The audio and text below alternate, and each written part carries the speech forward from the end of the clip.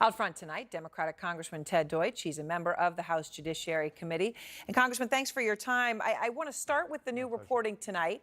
Former Trump fixer Michael Cohen apparently told the House Intelligence Committee, we've got the transcripts now, that Jay Sekulow, the president's attorney, told Cohen to lie, to put in a statement to Congress that he'd stopped negotiations to build that Trump Tower in Moscow at the beginning of 2016. Of course, we know that's false. They continued well into the campaign.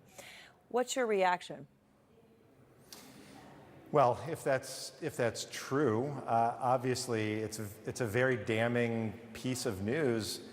But unfortunately, Erin, it's not terribly surprising. This comes on the same day that a judge said that the president can't block the release of his financial records.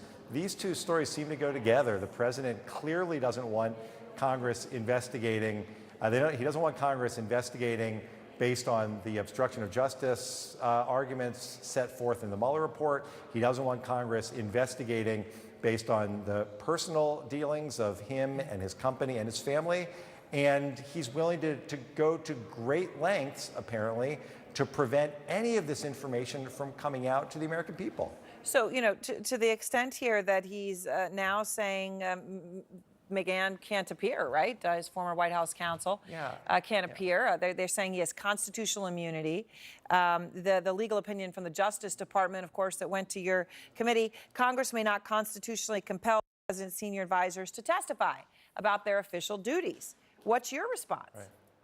Well, I am quite certain that in any reading of the law and of what Don McGahn's job was, obstruction of justice was never part of his official duty. Let's remember, Erin, that Don McGahn, for people who have not read the Mueller report, he's the person who the president went to and said, fire Mueller, go get Sessions to unrecuse himself, lie to the American public. Over and over again, he's mentioned, and we need the ability to hear directly from him. But again, the administration is using the Justice Department as its own lawyers and is coming up with this notion that you can't be forced to testify on something that has nothing to do with your official duties and everything to do with trying to pursue justice under law. I mean, I know you've seen your fellow Democrat on your committee, David Cicilline, is saying tonight the House should open an impeachment inquiry. He's now taking that step, and he's been, very careful about his wording. He's now saying if McGahn does not show up, then if McGahn doesn't testify, then you all should move forward with impeachment proceedings and an inquiry. Do you agree? Well, I agree that we certainly ought to spend just a minute, Erin, reflecting on what impeachment is. It's the last opportunity we have constitutionally to protect the separation of powers in our country. And when the president first is mentioned more than a dozen times for potentially obstructing justice, and we need to investigate, then goes out of his way to obstruct Congress and even goes to court to try to obstruct us from doing our job, then anything that will give us more tools to get to the truth ought to be considered. And certainly, our only choice is we can throw up our hands and say, the president is right.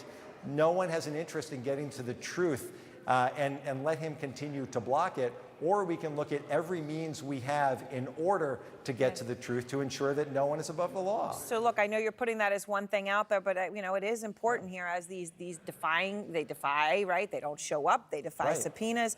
Your chairman, Jerry Nadler, has said it's a constitutional crisis. So I agree. What does it take for you? You do agree. Okay, so what does it take for you at this point to say, let's do it. Let's go ahead with these impeachment proceedings, because at least that would enable you to get the information that they are denying you now.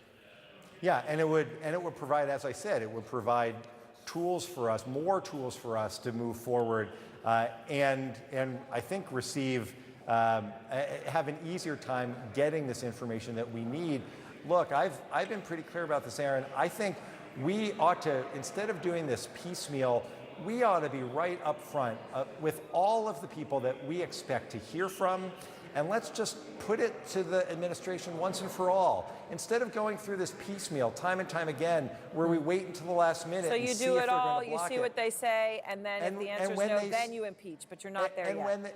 And when they say the answer is no, as we predict they will, it will be clear to the American public that they have only one interest, and that's in trying to prevent the truth from coming out.